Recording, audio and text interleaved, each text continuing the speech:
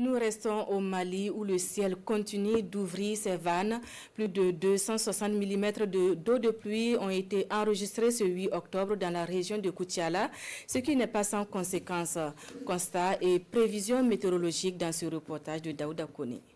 Dans la journée du mardi 8 octobre 2024, une forte pluie s'est abattue sur Bamako. La même journée pluvieuse fut plus intensive dans la région de Koutiala avec 260 mm par endroit. Ainsi, à Zebala, chef-lieu de commune, le village fut divisé en deux parties causant des dégâts énormes. En plus de Zebala, la commune de Sorobasso a été fortement touchée en ce sens que les villages de Kaziasso, Zingolosso, Nizanso et Furungosso sont déplacés. En termes de prévision, les services de Mali Météo affirment que cette situation risque de se répéter dans d'autres circonscriptions. Nous avons vécu en 24 heures une situation exceptionnelle où des fortes quantités de pluie ont été reçues dans beaucoup de localités et créant même des cas d'inondation un peu partout.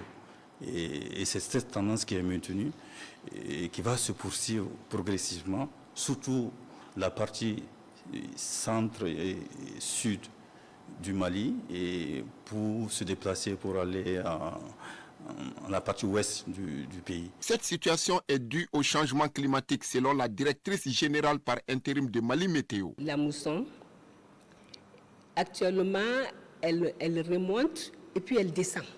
C'est ça qui complique les choses. Les années normales, à cette période, la mousson a déjà amorcé sa descente pour quitter définitivement notre pays.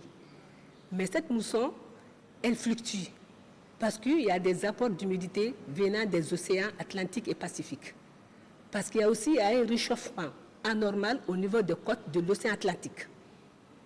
Ce qui fait qu'elle fluctue. Et qu'est-ce que je peux conseiller à nos concitoyens? C'est de se mettre à l'abri chaque fois qu'ils verront qu'il y a des possibilités qu'il pleuve. La directrice de Mali Météo par intérim ajoute que la saison des pluies de cette année sera longue. Il convient donc de prendre des mesures idoines pour échapper aux inondations et assurer la sécurité alimentaire.